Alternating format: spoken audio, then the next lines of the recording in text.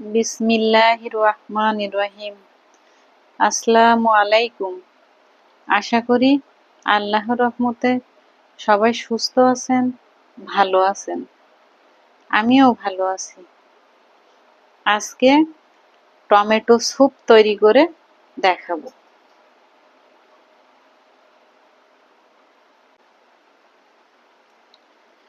Tomato স্যুপের জন্য এখানে আমি 500 গ্রাম টমেটো ধুয়ে এভাবে কেটে নিয়েছি।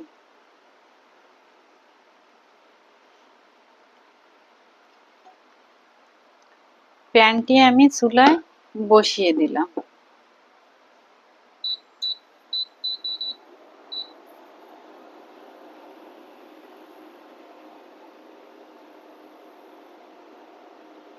টমেটোগুলো আমি আস্তে আস্তে প্যানের মধ্যে দিয়ে দিলাম।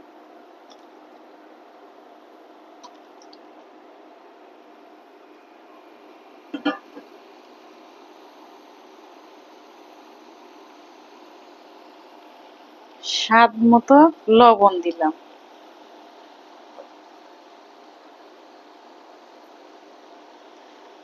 পাঁচ ছয়টি রসুনের কোয়া এভাবে আমি কেটে দিয়ে দিলাম। মিডিয়াম সাইজের একটা পেঁয়াজ এভাবে কেটে দিয়ে দিলাম।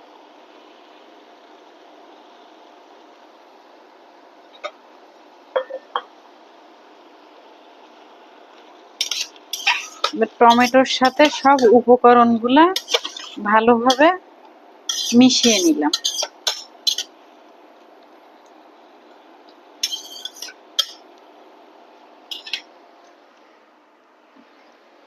এবার এটা সিদ্ধ না হওয়া পর্যন্ত আমি ঢাকনা দিয়ে মিডিয়াম আঁচে জাল করে নিব। ঢাকনাটা আমি খুলছি।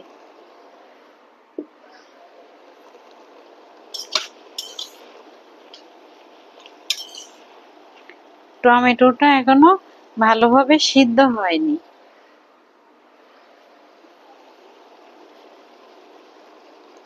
এজন্য আমি ঢাকনা দিয়ে আরো 5 মিনিট জাল করে নিব।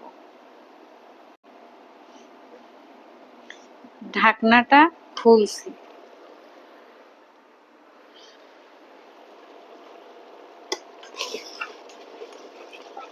টমেটো ভালোভাবে সিদ্ধ হয়ে গিয়েছে।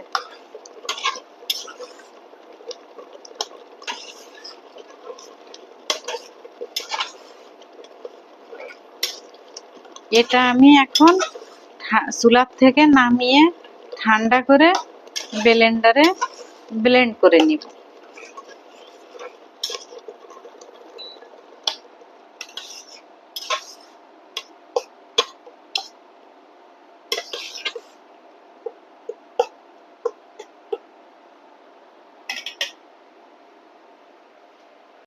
এটা আমি ব্লেন্ডারে ব্লেন্ড করে নিয়ে এসেছি। একবারে আমার দিয়ে দিছি, একবারে হয়ে গিয়েছে এমন। এখন এটা আমি একটা ছাঁকনির সাহায্যে ছেঁকে নিব।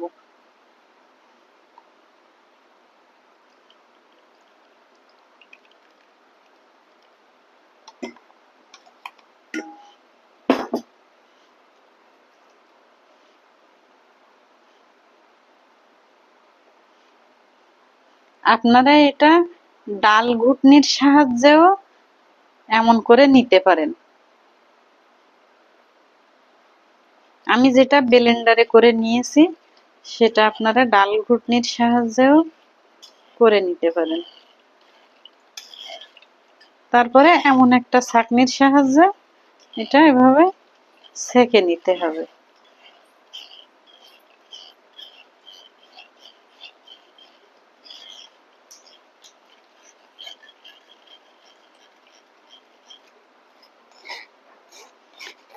আমি সব টমেটো সিদ্ধটুকু এভাবে ছেঁকে নিয়েছি। ছেঁকে নিয়ে এই অবশিষ্ট অংশটুকু এখন ফেলে দিতে হবে।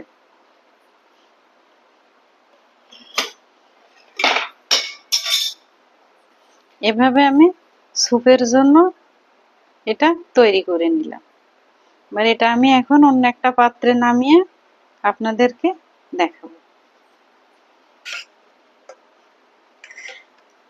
আমার টমেটো স্যুপের ঘনত্বটা ঠিক আছে, খুব পাতলা না আবার খুব ঘনও না, এজন্য আমি আর পানি দিয়ে এটা জ্বালিয়ে নিলাম না।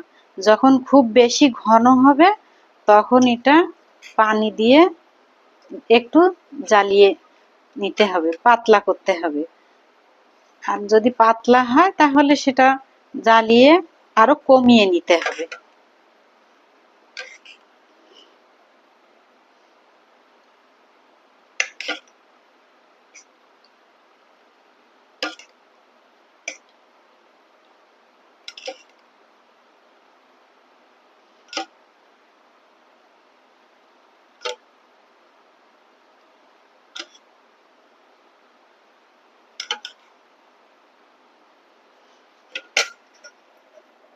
এবার এখানে আমি কিছু গোলমরিচ এভাবে গুঁড়া করে রাখছি, এখান থেকে অল্প কিছু গোলমরিচ আমি এখানে দিয়ে দিলাম।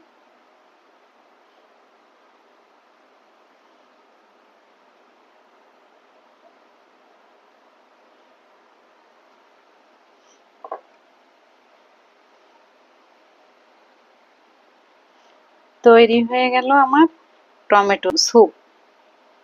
সবাই সুস্থ থাকবেন, ভালো থাকবেন। আল্লাহ হাফেজ।